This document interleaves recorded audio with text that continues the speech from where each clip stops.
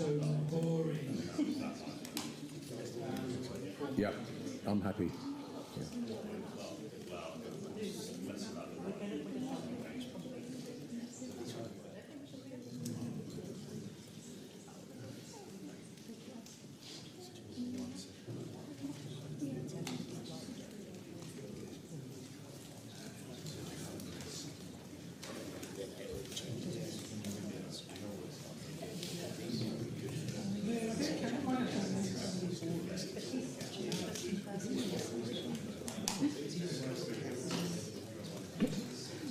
It's okay.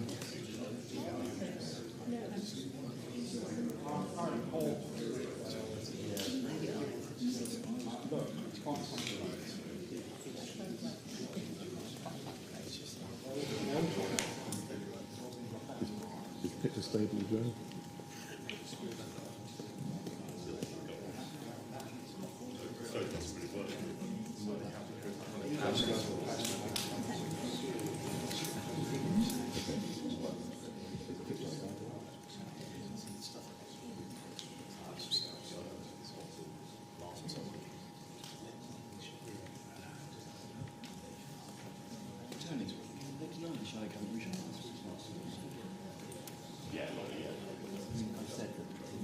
Somebody.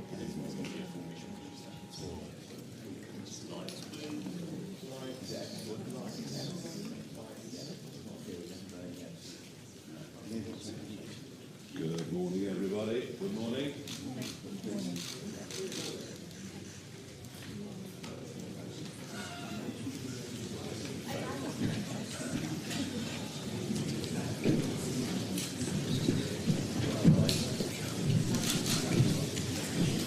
Good morning, everybody.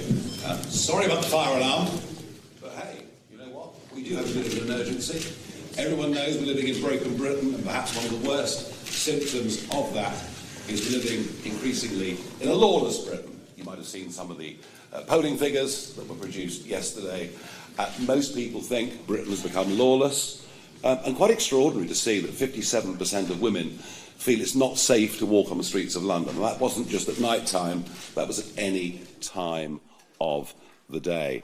We're going to begin this press conference with Councillor Laila Cunningham speaking to us. She has been a prosecutor for many years at Westminster Magistrates Court, and she's going to tell us a little of what it's like being a mother, bringing up young children and teenagers in London. Laila. Thank you. Good morning, everyone. My name is Laila Cunningham. I'm a reform Westminster City Councillor, a mum of 7 and a former senior Crown Prosecutor. And I'm delighted to be part of this campaign on law and order with Sarah and Nigel. A few weeks ago, I defected from the Tories because I just couldn't defend their abysmal record anymore. And as we've seen over the past year, Labour's no better. The truth is, both parties have failed this country on an epic scale. We learnt last week that both parties conducted covert, state-backed people smuggling paid by us. And I can assure you, only reform will smash that gang once and for all. But speaking out and defecting came at a cost. I lost the job I love at the CPS. Why? Because I told the truth. I told the truth about the lack of policing. I told the truth about the online safety bill that silences freedom of speech. And I told the truth about certain Muslim communities in this country that have brought immeasurable shame and fury on the wider community, and nobody dared call it out. But the CPS didn't like that. Just like the establishment doesn't like reform. They call us extreme or far right. Fine, so be it. We will never apologise for standing up for Britain and saying the truth. But for me, it's never just about politics. It's personal. Every time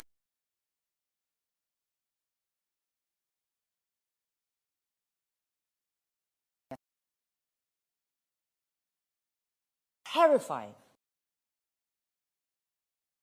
Rapists' human rights. How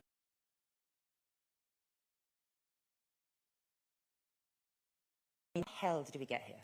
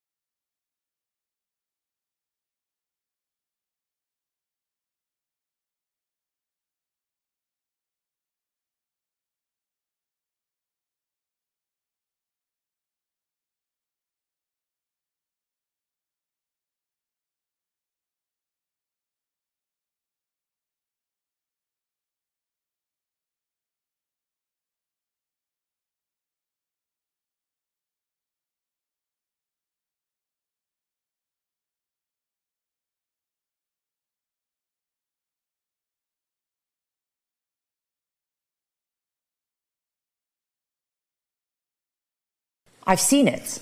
As a senior Crown prosecutor, I prosecuted far too many hate speech and religiously aggravated crimes. More often, a drunken rant that presented no harm and no threat. And now they want to go even further by bringing in a so-called Islamophobia law, which criminalises criticising Islam. That isn't justice, it's censorship.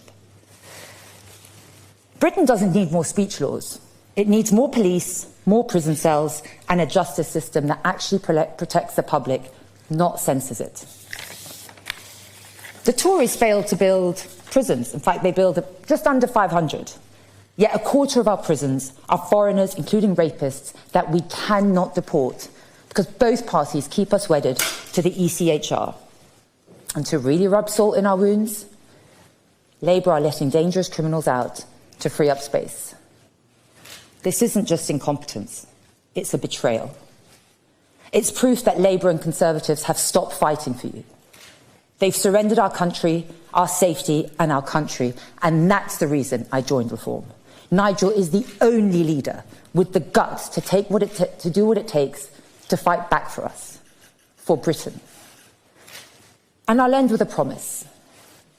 To every person, every parent, every teenager, every woman walking home alone, every shopkeeper who's had enough of daily shoplifting, and everyone who's had enough, you are not alone. We see you, we hear you, and we are coming to fight for you. The old party sold us out to cheap Labour, open borders, and political correctness. But Britain deserves better. We paid our taxes, we followed the rules, we did our bit, but they turned their back on us. We will be the toughest, clearest, most unapologetic government on crime this party has ever seen. It's finally our turn. It's time to put British people first. It's time for reform. Thank you.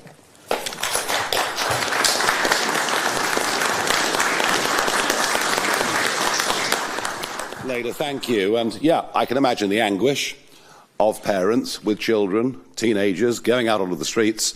You talked about London, but frankly, we could have talked about any other major city in the country, and the problems might not be quite as acute as London, but it's there and it's real.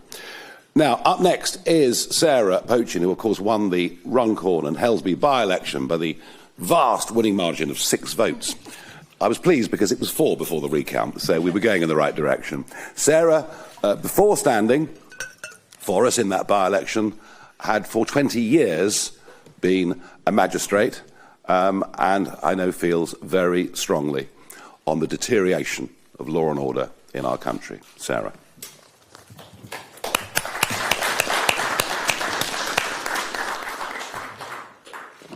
Thank you, Nigel.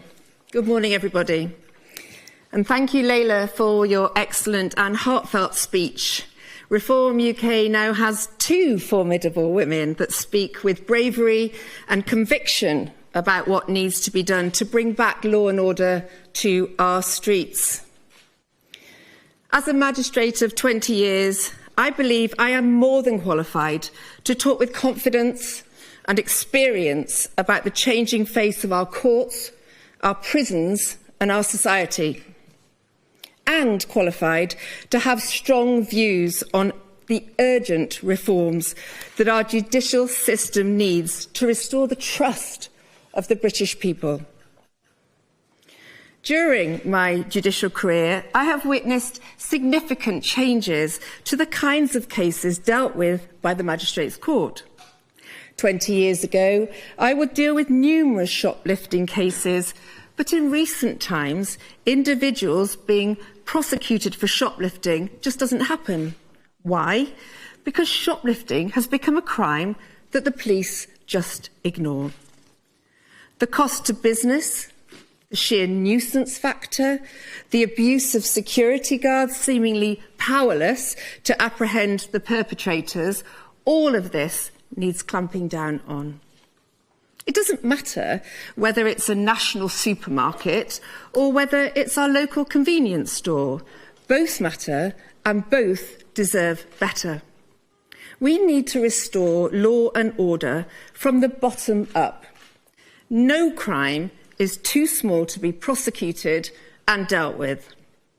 We need to restore discipline and respect in our society. Interestingly, one of the last cases I dealt with was a Romanian OCG, organised crime gang, that was running rampage across the northwest, shoplifting on an industrial scale. A good example of how the courts have become reluctant to administer tough justice. I was advised I couldn't send these criminals to prison because they didn't have a criminal record in this country, and as such could not be given a custodial sentence. I'm sure it won't surprise any of you in this room to know that all 4 were duly sent down immediately under my watch. And yet, of course, now, under this woke Labour government, we are experiencing 2-tier justice, where someone who writes an ill-advised tweet goes straight to custody, possibly for 30 months, even with no previous criminal record, or in fact, any dealings whatsoever with the police. I have 2 Lucy Connollys in my constituency of Runcorn and Helsby, one of whom I visited recently in HMP Kirkham. He was released last week on licence, and the other one is still in there until September. What shocking examples they are of inappropriate, politically motivated sentencing. Furthermore, the rise in antisocial behaviour and sexual violence against women and girls in our communities is alarming. And whether we like it or not, both are related to the influx of migrants from certain countries, particularly Afghanistan and Eritrea. We know that Afghanistani men are amongst the largest group of migrants that commit sexual violence against women. I am constantly accused of scaremongering on this issue, by the woke Labour blob. But the British people will not be lied to anymore. We know that we are heading towards a crisis point in our society. And the denial of this by the establishment is nothing short of treacherous. Recent unrest in Northern Ireland and Epping should serve as a stark warning to this government that the British people will not put up with this betrayal for the next 4 years. We also need to restore the confidence of the British people in our police force. We've had enough of woke policing, enough of our police being in denial about the increasing threat to our own safety from the influx of illegal immigrants, enough of police no longer using stop and search to tackle knife crime, enough of police ignoring mobile phone theft, ignoring the rise of blatant cannabis use on our streets, sympathising with protest groups that simply do not reflect the views of the majority of the British people. Police need to police with impartiality. A reform government will address these issues and restore a strong police presence in our communities to protect our citizens. Turning to the courts, I have seen significant changes in the attitudes of our CPS and our probation service over the years due to funding cuts, pressure on the system, and a softening approach to crime. These days, a defendant is often wise to playing the anxiety and depression card when faced with a community penalty, thus removing that sentencing option from the magistrates. 20 years ago, this just didn't happen. Many defendants these days are claiming universal credit or disability allowance, as is reflected in this country's spiralling benefits bill. This makes the amount of any fine imposed or amount of compensation awarded to a victim pitifully low. And yet they all have money for cigarettes, vapes, smartphones, Sky TV, XL bullies, you name it. I've seen it. Those that do receive unpaid work in the community often can't complete it, actually through no fault of their own, but because of our under-resourced probation service. a probation service that this Labour government is planning to load with more responsibilities by the early release of dangerous criminals, a recipe for disaster. I resigned as a magistrate to fight the Runcorn and Helsby by-election. The shocking truth is that even if I had not resigned when I did, and for the reason I did, that being, I believe you can never mix the judicial system with politics, I fear I would have done so by now anyway, because of the two-tier justice this country is now experiencing. But having won that by-election, I am now in this position to speak out with a strong voice on these issues. Whether it's the judicial system, the prison service, the probation service, or the actions of the police, Britain needs reform. People need to feel safe again. Over the next few weeks, I will be fronting up a campaign of law and order policies detailing how Reform UK would restore confidence and trust in the system. Thank you. I would now like to hand over to Nigel, who will talk in more detail about the policies we're launching today. Thank you very much.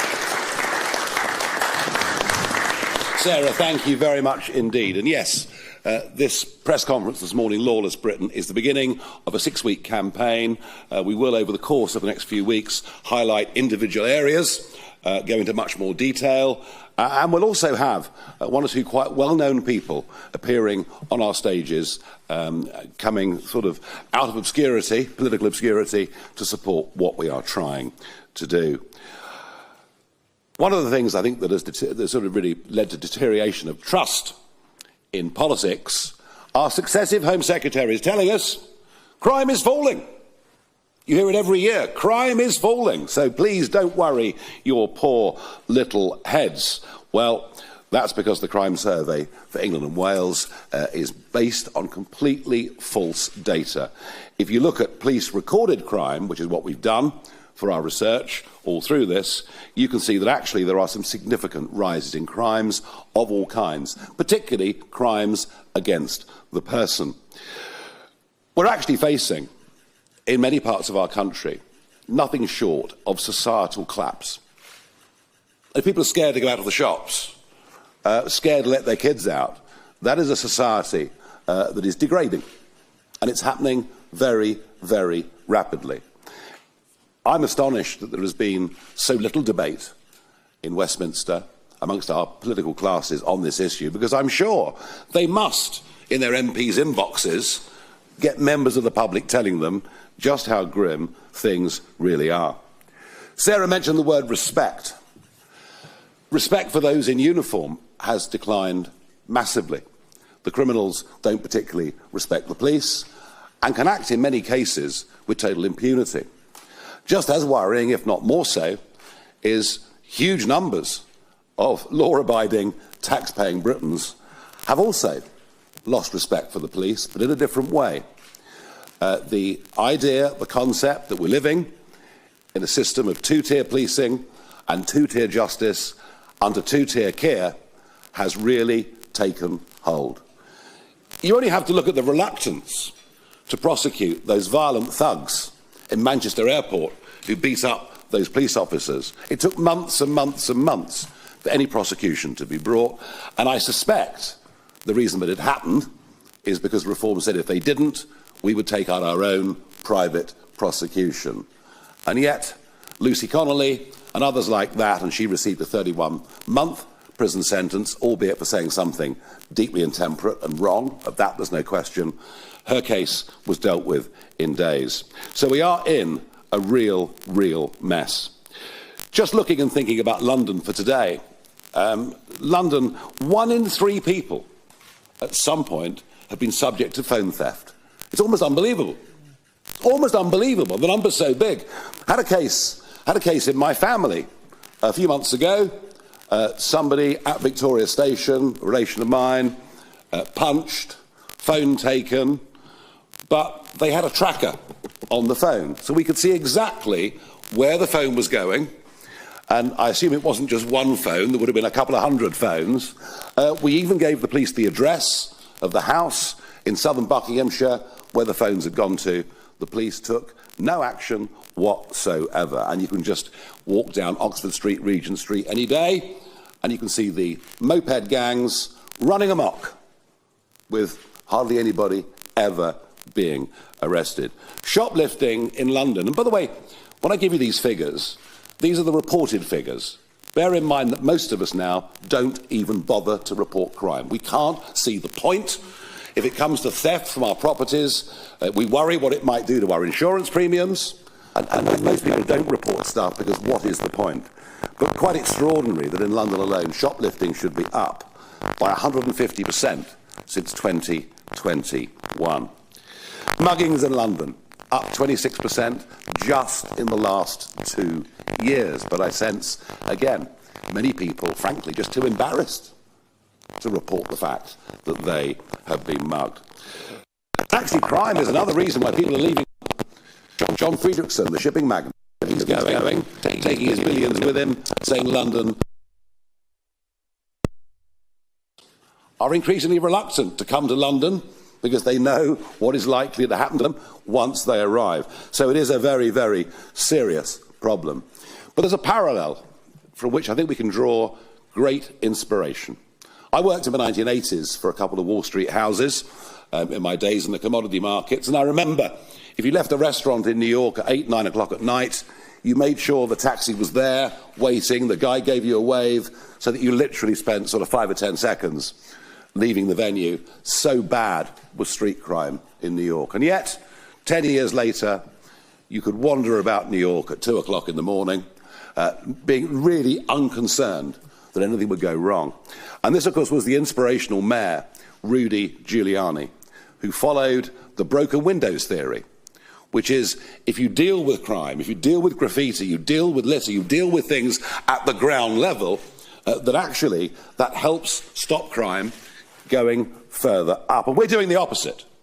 You know, since 2014, you can shoplift up to £200 and, frankly, nothing is going to happen to you. Laila would not have been prosecuting them. Sarah would not have been hearing the cases. We just accepted that shoplifting is okay.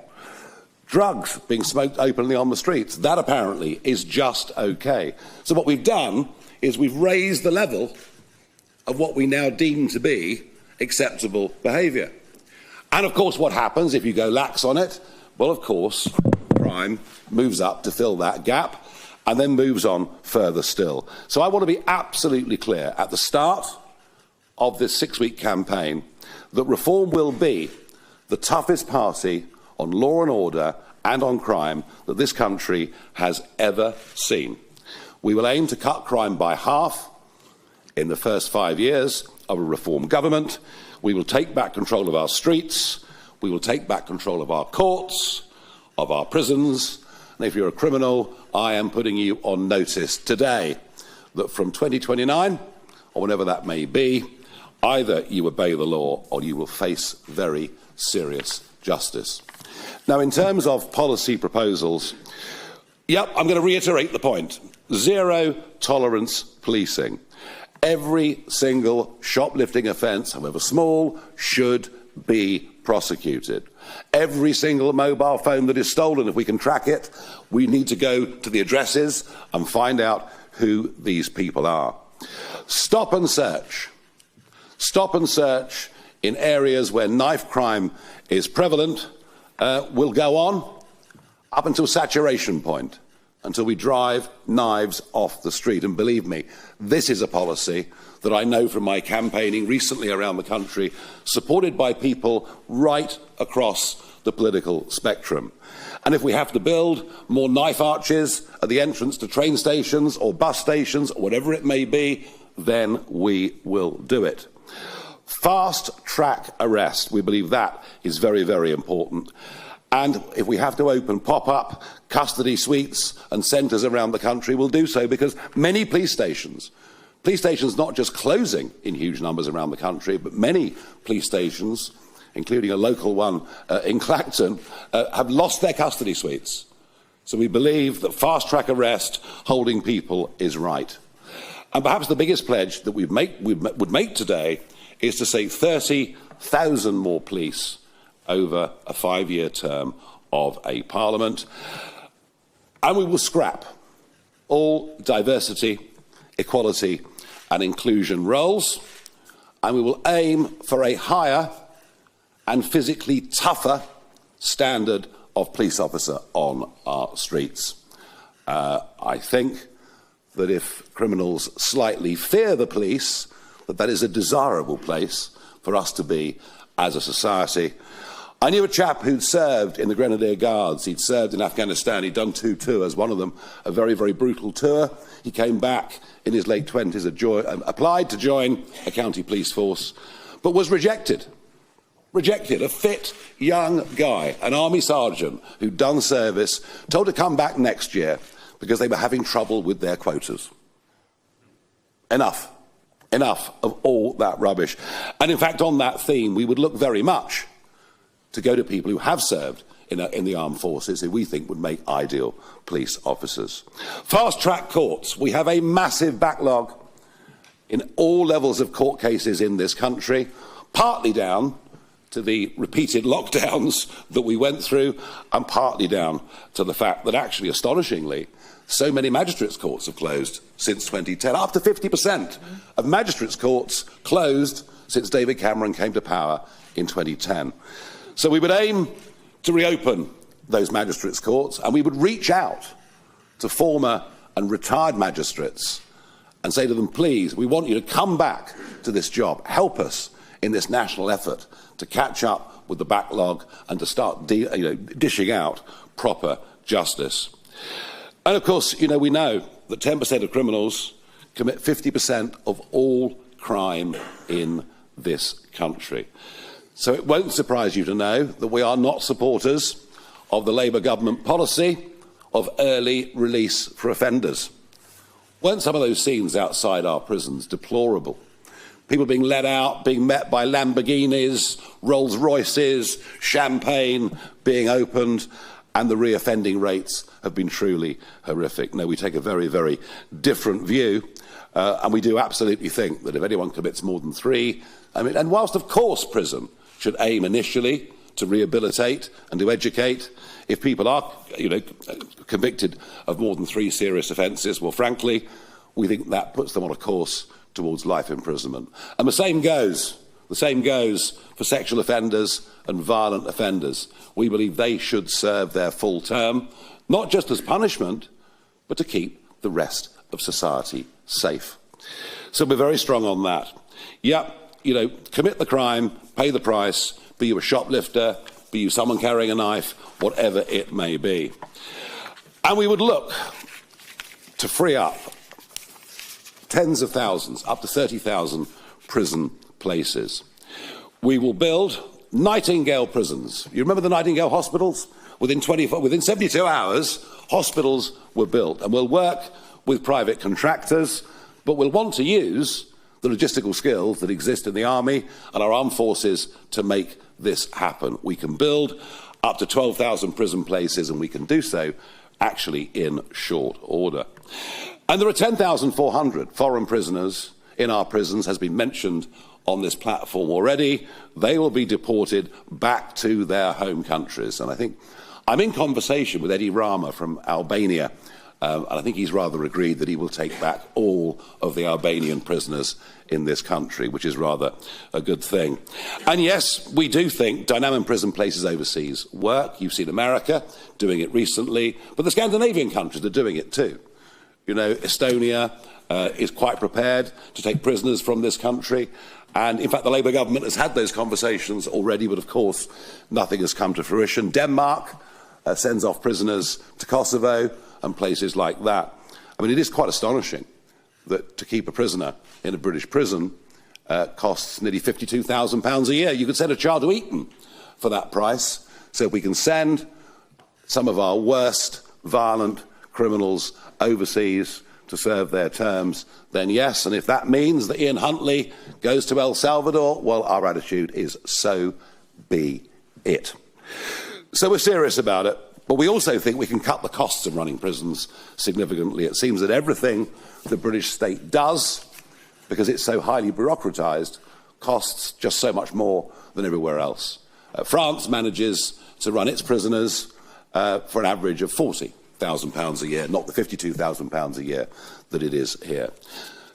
To repeat, today is just the start of this law and order campaign, which will go on over the course of the next 6 weeks.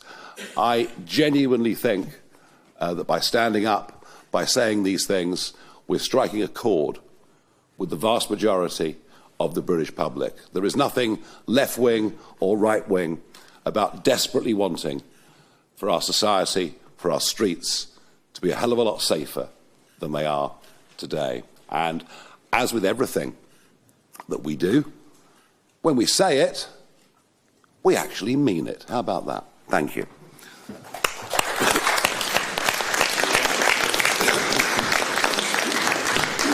Okay, we have a long list of questions, and as you know, we are unafraid to take any question the media have for us. On my list, I'm beginning with Nick Eardley from the BBC. Nigel, you've talked a lot about what you would do. New prisons, new pop-up custody suites, deportations, fast-track courts. Presumably you'll need extra police as well if you're going to have crime. How are you going to pay for it? And are voters right to think that Reform is prepared to throw money at problems to solve them? And can I just ask a second question about some of the unrest we've seen in Epping in the last 10 days or so? Sarah talked about it there. What's Reform's position? Do you think it's understandable that this is happening, or do you agree with the police that it's descended into mindless thuggery? Thank you. Right, cost. What's it going to cost? I was rather waiting for that one. What's it going to cost? Those proposals, and by the way, a costing sheet is being handed out to you right now with costings for each of those proposals. The cost will be, of that programme, on our arithmetic, £17.4 billion over the course of a 5-year Parliament. But you have to look at what the cost of crime is. One think tank recently estimated the cost of crime to be £170 billion a year to the British economy, and goodness knows how much money is being laundered and unpaid taxes. So it isn't really a question of can we afford to do this. It's really a question of we can't afford not to do this. That's just how grim and serious the situation is. Our societies are spiralling downwards. Something needs to happen, and happen very quickly.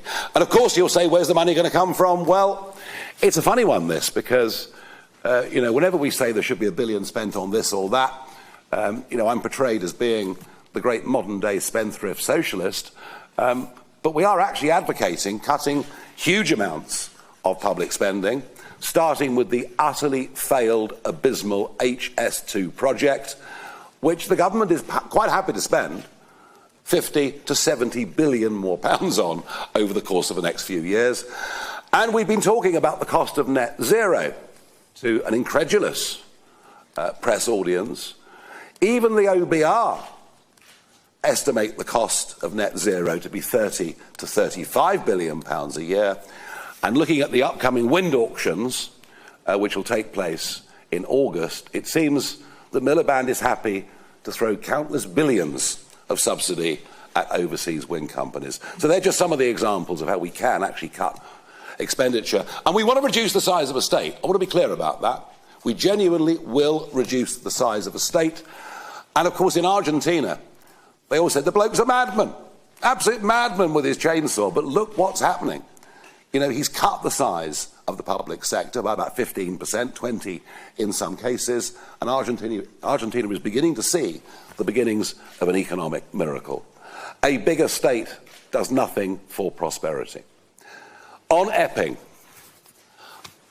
I don't think anybody in London even understands just how close we are to civil disobedience on a vast scale in this country, and I regret saying that. Of course, there were some bad eggs that turned up at Epping. There were the usual far-right thugs.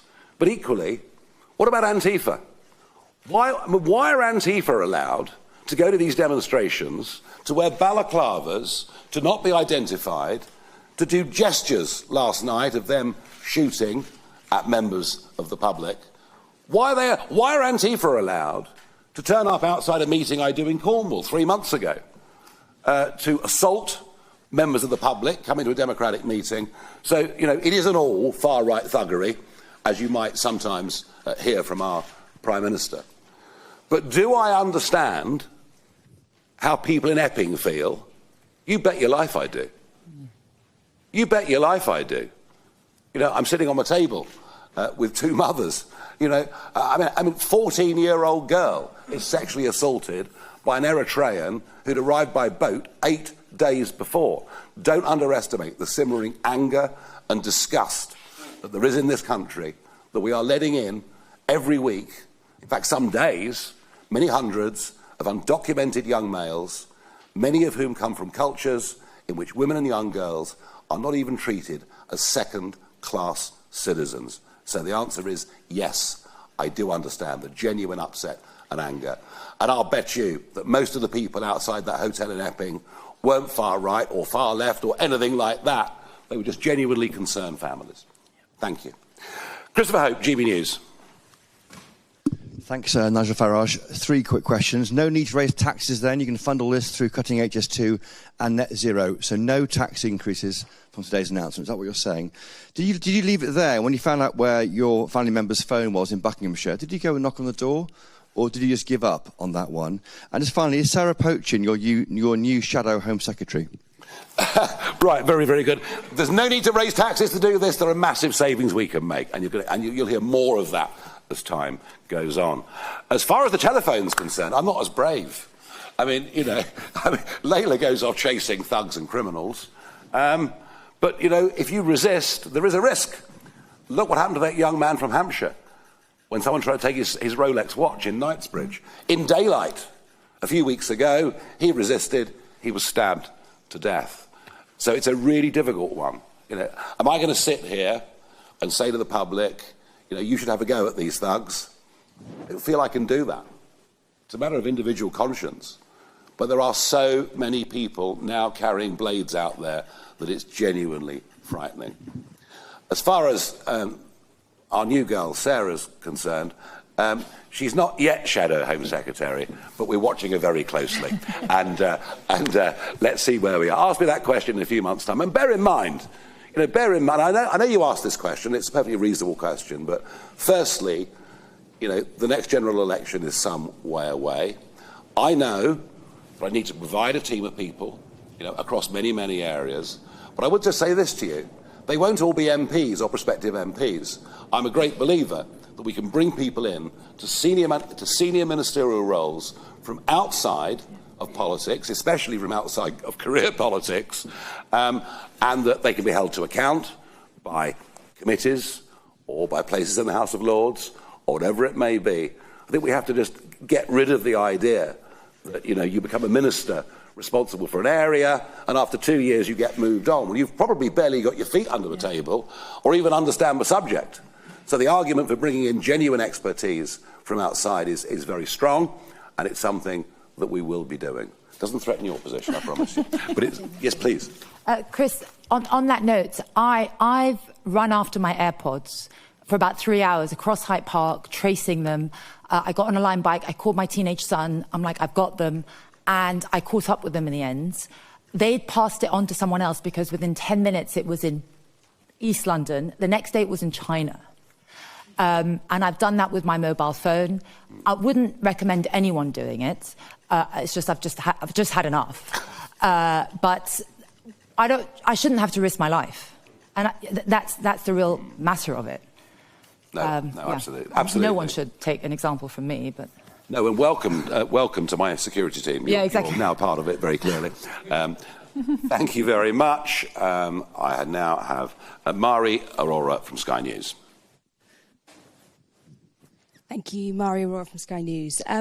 You say you want to deport almost 10,500 foreign criminals. So you say countries like Estonia are willing to take them back. Are you confident all of the countries that these people are from will take them back? And in exchange, will you agree to take all of our foreign criminals who are in other countries? And just secondly, on these Nightingale prisons, if you erect these prisons very quickly, how secure will they be? What kind of criminals would you be securing in these Nightingale prisons? You know, will the public be concerned that they will essentially be able to escape? Right. The answer to your first question is yes. Of course we're prepared to take British prisoners from other parts of the world. That's fair, right and proper. All right? So no question, argument about that. As I say, I'm in talks with Eddie Rama from Albania. In fact, I might even go and visit him over the course of the summer. Perhaps I'll charter a jet and take a load with me. And look, you know, if countries are reluctant to take back their prisoners, well, we'll make it very straightforward. We'll just end travel, we'll end visa restrictions. So we've got plenty of muscle to be able to do this, and that's right and proper, and it's what we should do. That was for existing prisoners. As I say, you know, the secondary consideration would be that you can send a prisoner to serve their sentence in Estonia, and that's going to cost the British taxpayer about $20,000 a year, as opposed to the current $50,000 a year, and I think that would be overwhelmingly popular with the public. On security, look, we're not talking about building high-security prisons. What we are talking about is no longer ignoring crimes that are now considered to be petty. We think all crime is serious. So these Nightingale prisons would be for a lower category of offender, but it would send the message that if you commit crime and you're caught and convicted in this country, you will go to prison. And even if it's just for a few months, but you will go to prison. And we think that's absolutely vital and necessary. Thank you very much. Caitlin Dirty from PA.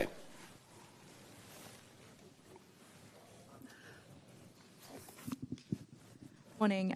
Thank you. I see you give some details in your costings of, former sites that have been converted into prisons. But I was just wondering if, in your push to create prison places, whether you would force reform councils to accept prisons in their areas. Good question. And yeah, if they're the right locations, then yes. And don't forget, you know, I mean, provided we've overcome the security aspect of people escaping.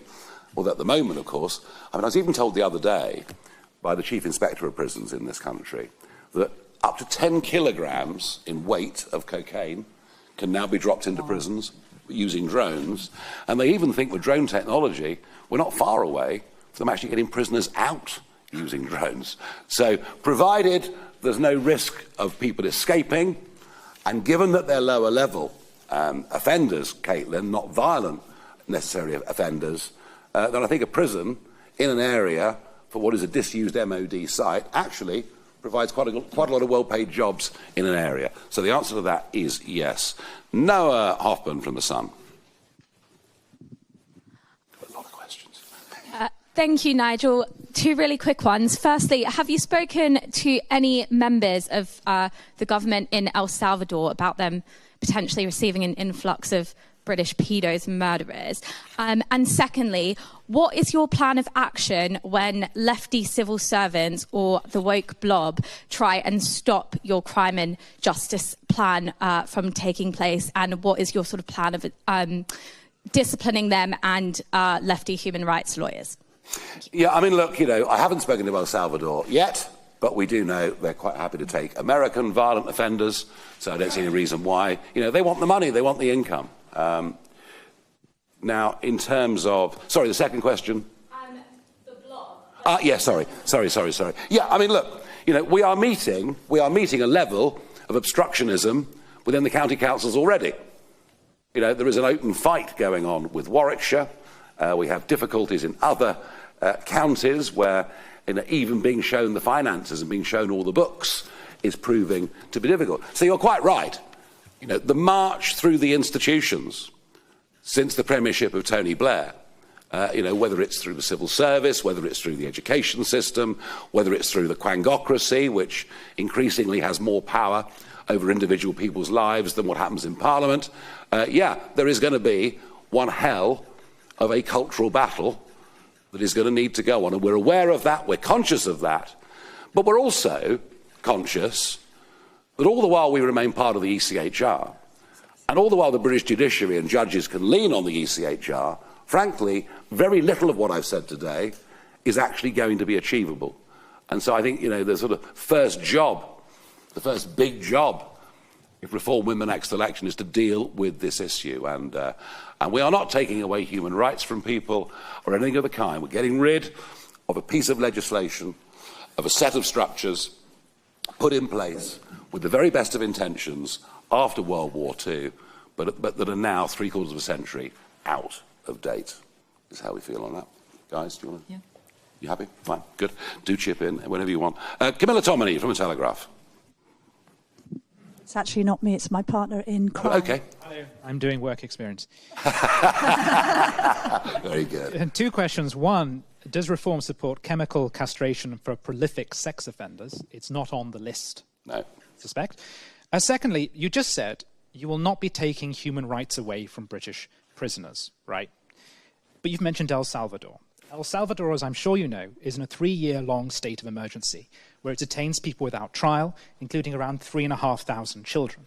It is notorious for overcrowding, a country in which there are just 70,000 prison spaces with 109,000 people in them, and where torture is reported and over 350 people are suspected to have died. Now, prisoners who go there may well be wrong-uns, but they are British, they are human beings, and they have human rights. Are you comfortable, if you can get past the lawyers, with sending British people to prisons with those kind of conditions? OK, we are not going to send people for trial in El Salvador. Let's make that absolutely clear. You know, people will be tried in this country, and El Salvador might be quite an extreme example. But the idea that we could send prisoners to Kosovo, to Estonia, and everything else is a very, very serious proposal. Would we be comfortable with... Well, we'd have to... I mean, look, we would not want to think that people going there would be in danger of their lives. If we thought that, we wouldn't send them, fairly obviously. And on chemical castration, that is not on the list. But tell you what, over the course of the next 6 weeks, you'll hear an awful lot more from us on a whole range of subjects. I'd just like to add to that point, what about the human rights of the women that have been raped, the children that have been subject to sexual abuse? Our prisons are too soft.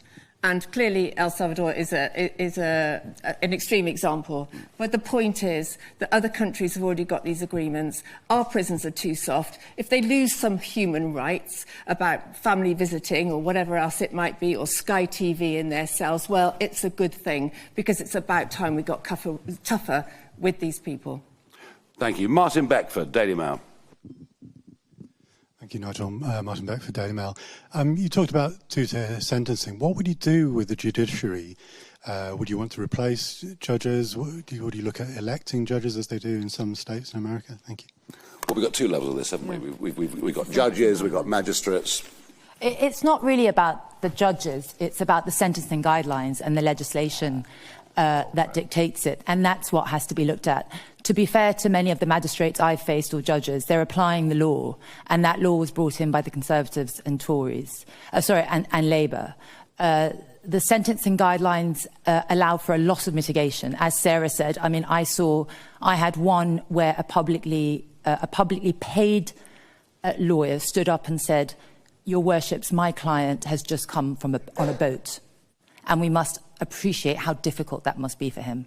And because he's illegal, he can't work. So he has to commit crime." And that is the attitude some of the courts, and that is mitigation. And as Sarah said, ADHD, anxiety, these are all mitigating factors where a criminal could avoid prison and just plays the system. So it's a reform of the whole system, and I wouldn't want to blame any judge or magistrate for just applying the system. Well, what I'd like to add to that as well is that I do think there is an element of the judicial system, the judges that are party to this two-tier justice, and the Lucy Connolly type examples, and the two people in my constituency that are subject to this. I know that the judge in those cases was complicit in effectively what I would consider was politically motivated sentencing. So there definitely is an element now of politically motivated sentencing in our legal system. I don't know why, or I don't know how they are under the pressure that they're under, but that would not have happened some years ago. It's happening now, and it needs to be sorted out. Thank you. Moving on to Jonathan Walker from The Express. Thank you. Hello, Nigel. You seem to indicate in your speech that people who commit free crimes will be sort of on the road to a life imprisonment, I think was a similar phrase you used. Are you planning a sort of three strikes and you're out type rule? How would that work? We're certainly moving in that direction, yes. And I repeat the stat. 50% of crime is committed by 10% of criminals. These are repeat offenders.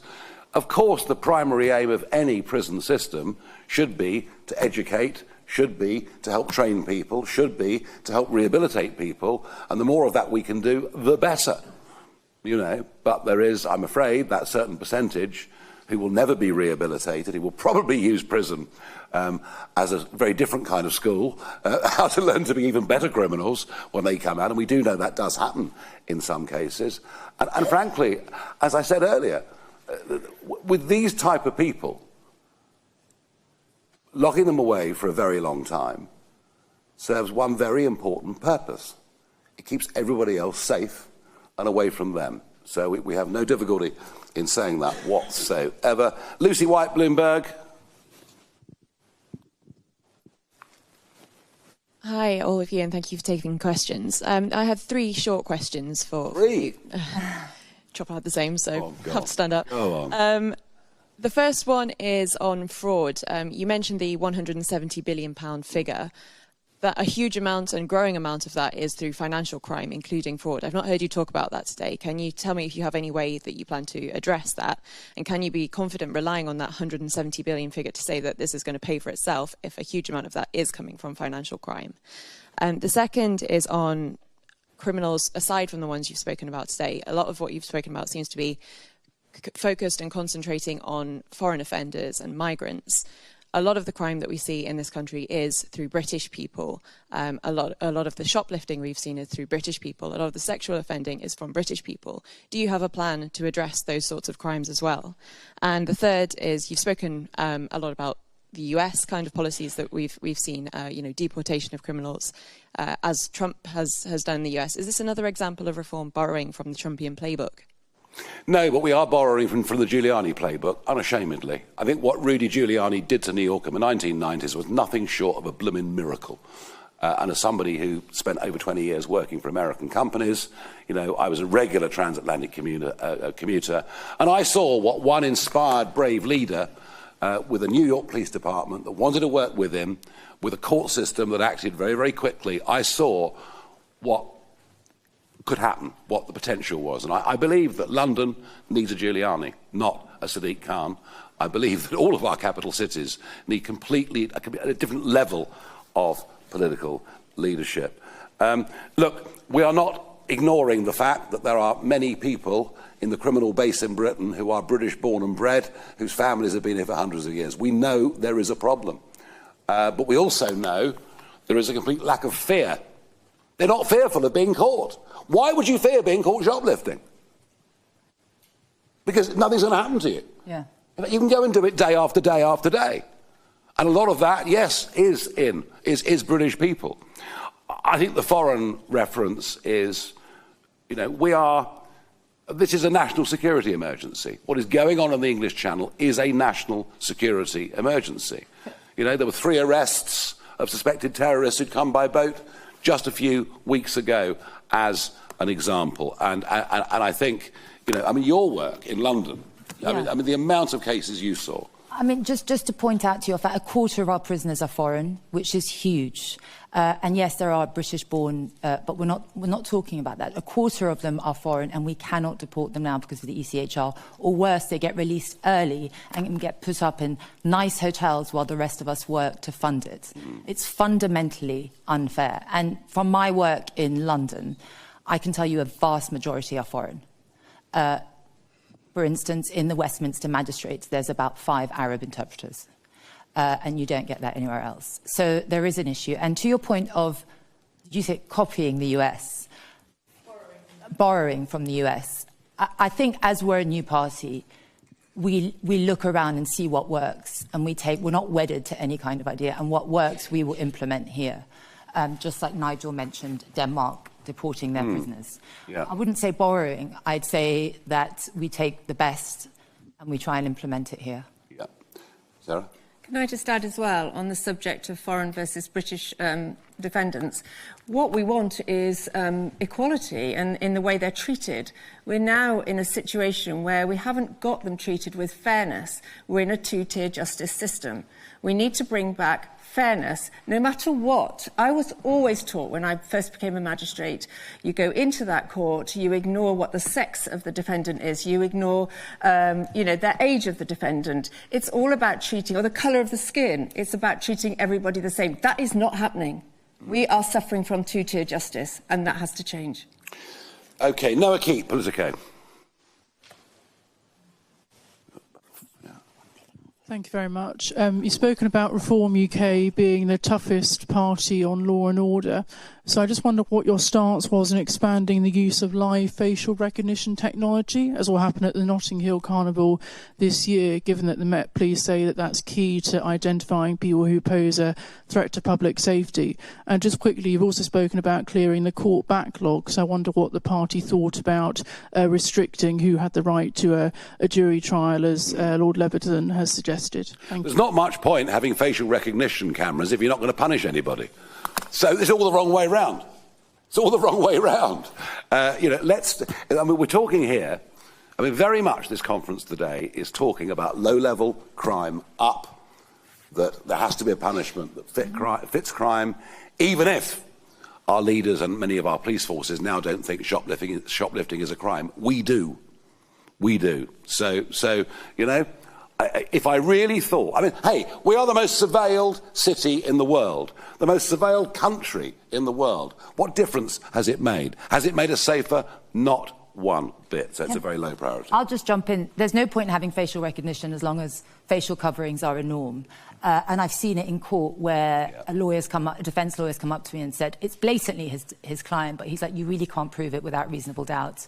So as long as we allow gangs to roam around in balaclavas, you'll get a lot more brazen. And that's happened since COVID. Police have told me that crimes have become a lot more brazen because it's normal now to walk around with a COVID mask or a balaclava on an August hot day. And in terms of the jury trial, it's not as straight as you say it, because there are either way offences, and I think that's what they're... Either way offences can be tried in the magistrates or can be tried in the Crown Courts. And if you assault someone, that is a summary-only trial, it means it can only be tried in the magistrates. But if you assault someone and with a racial slur, it becomes either way. And defendants tend to choose the Crown Court because there's a 3 or 4 year delay. And all immigration proceedings, deportation proceedings are stayed until that comes to court.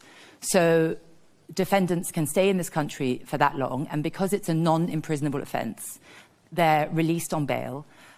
Or worse, known criminals are released until their trial dates. So I think removing those minor offences that are only aggravated by, let's say, a racial slur, a drunken rant, will definitely free up the Crown Court, because other more serious crimes take a back seat. No. OK, very good. Well said. Anna Gross, Financial Times. Laila mentioned the Online Safety Act. I think you all mentioned the case of Lucy Connolly and other similar cases. And as you all know, J.D. Vance in the US has raised very serious concerns about how the Online Safety Act has been applied. Would you repeal part or all of the Act in the name of free speech, and also to eliminate two-tier policing?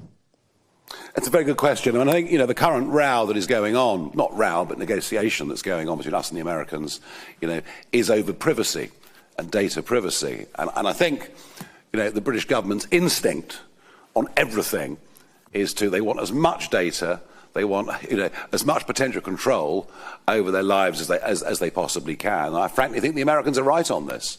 I think free speech is absolutely fundamental in our society, and I fear it's going to get even worse. If Angela Rayner pushes ahead with this definition of Islamophobia, and we start treating one religion completely differently to another religion, when it goes against the first rules that you were taught on day one as a magistrate. So look, we don't trust big government. We don't trust big government to have all of our data. We don't particularly trust them to spy on us either. And as I said earlier, what is the point of all of this? Well, crime is allowed to run amok. It all seems to be slightly the wrong way round? No, also, the reason why I mentioned it is because I don't think a government or an official can tell me what I can and should read.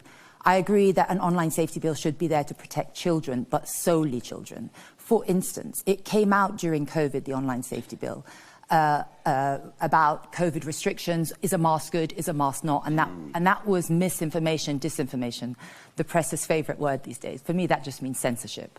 I don't think we should bring in any speech legislation that curbs freedom of speech. We all have a right to offend, and we all have a duty to be offended. Yeah. Bryony Williams, LBC. You talked about scrapping diversity and inclusion roles. Do you not think that will decimate trust in the police in some sectors of society? No. And also, you talked about us fearing the police. Do you not think that will create more social unrest? No, I think we should fear police. Just like as kids, we should be slightly respectful and maybe a touch fearful of school teachers when we're 11 years old or whatever. I think, you know, society needs... You need just that tiny little bit of fear. And I think that for people out looking for trouble, and if they see, you know, a couple of big strapping police officers, they'll think, well, you know what, this may not be quite such a good idea. And yet we get cases like Lawn Castle. You know, Lawn Castle, a guy with an impeccable record, part of Dorset Police, who takes on, you know, somebody who was suspected of really causing harm. He takes the guy on. The guy's not on his own. There's a mob next to him screaming. Lawn's on his own. A knife falls out of the guy's pocket, and yet he's now been kicked out of the police force. Yeah. I'm sorry, this is all the wrong way around. We need much, much tougher policing. And in terms of restoring trust in the police, I honestly believe that the overwhelming majority of British people want to see tough police officers on the beat in their area. I think it would restore a huge amount of trust in our police. Can I just come in on that? I've worked very closely with the police in my job. I even attended a police dojo where because they invite prosecutors to attend this dojo where you mimic difficult situations they'd be in, physical ones. I have huge respect for the police, and I think we need to restore that. They put their lives on the line in the most serious consequences, and there is no respect for them. And I think with respect would come fear. And that's what we're trying to do. Yep, absolutely. Right, we're getting there. Only two or three more. Theo Usherwood, Times Radio. No, not here. Right, fine. Will Hazel, The iPaper.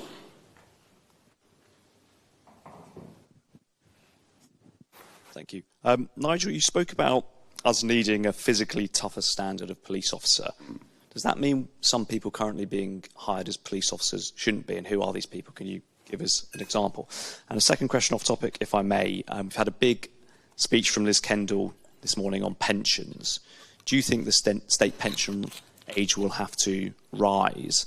I know you've said you're not going to get into detail of what you might do about the triple lock, or you'll do it before the election, yeah. But lots of people are concerned that is increasingly unaffordable. Do you share that concern? I share the concern with pensions being unaffordable at a national level. I also share the concern of the absolute scandal of the private pensions industry, which has served people terribly, but done frightfully well for itself. And I fear a budget coming up in the autumn that will discourage people from saving and actually drive more people on being wholly reliant on the state when they finally reach old age or have to go to a care home. So it's a big, complex area. You know, Frank Field was told to go away and think the unthinkable. He did, and Blair got rid of him. And we're going to have to face the reality that if people are living longer and longer, then you know, inevitably, retirement age is going to have to rise. How quickly that happens, when it happens, but I think it's actually an inevitability, just given where we are. And, you know, let's face it, the country's getting poorer. We con ourselves that GDP is up. Of course it's up. We're running massive budget deficits, and we've got the population increasing by up to 1 million people net every year. GDP's up because the cake's bigger. The individual share of that cake is actually lower. And if you look at GDP per capita, you'll find that in a majority of quarters over the last 3 years, it has actually gone down. Right, two more. Sorry. Oh, look, we're not looking to sack police officers. We're looking to hire police officers. We just think that a better physical standard is needed, and we believe that through DEI we have lowered standards, and that is our firm, strong belief. Apologies. Right, two more. Laila Cunningham from The Guardian. Thank you. Nigel Farage, after the election, there was a controversy over one of your MPs, James McMurdoch, who had a past conviction for assaulting a girlfriend after repeatedly kicking her. He spent a week in a young offenders institution. Is that the kind of case where you would have liked to see a stronger, where you would like to see in the future a stronger punishment? And at the time, the party put out a statement saying it believes strongly that people can change their lives, and that's why James Murdoch could remain a Reform MP. Is that something that you believe, and will you tell us more about your plans to rehabilitate criminals? I think I made it very, very clear that first-time offenders, we should do everything we can to try and steer them back onto the right path.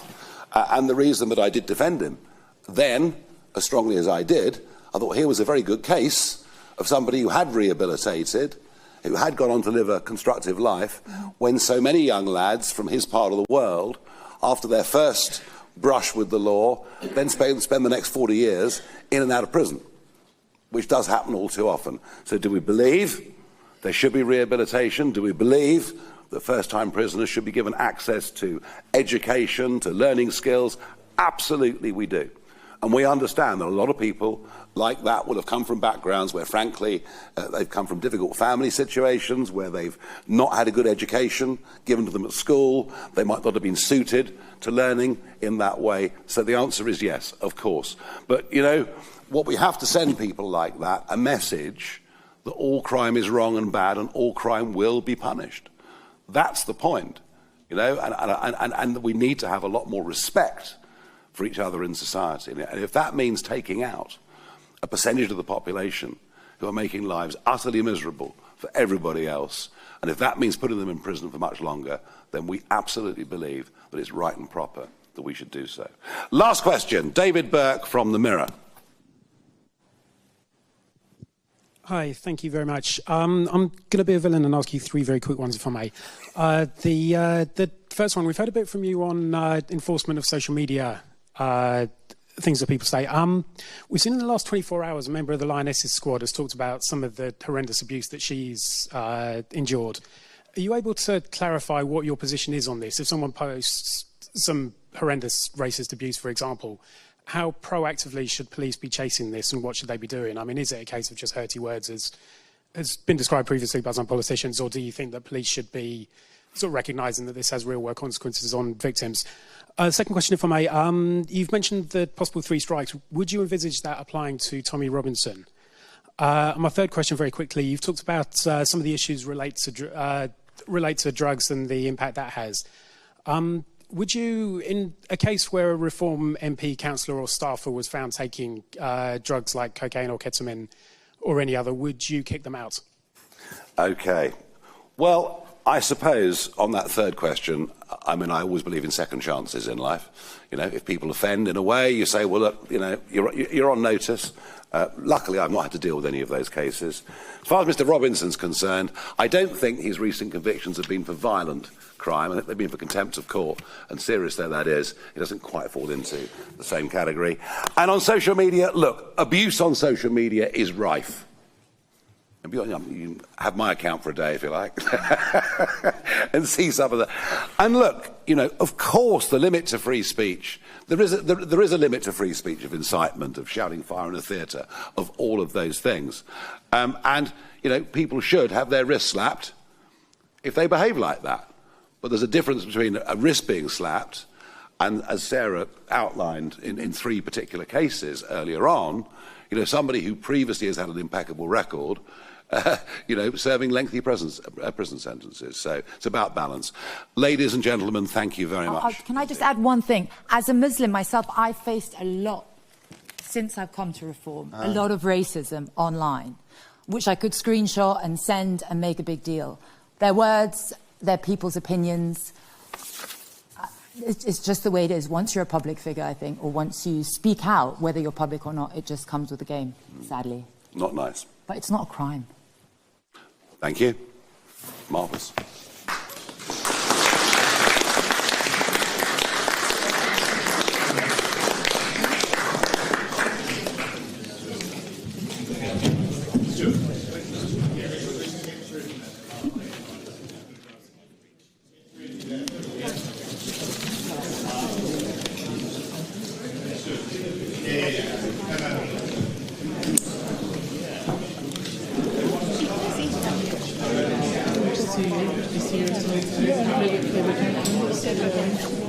Yeah,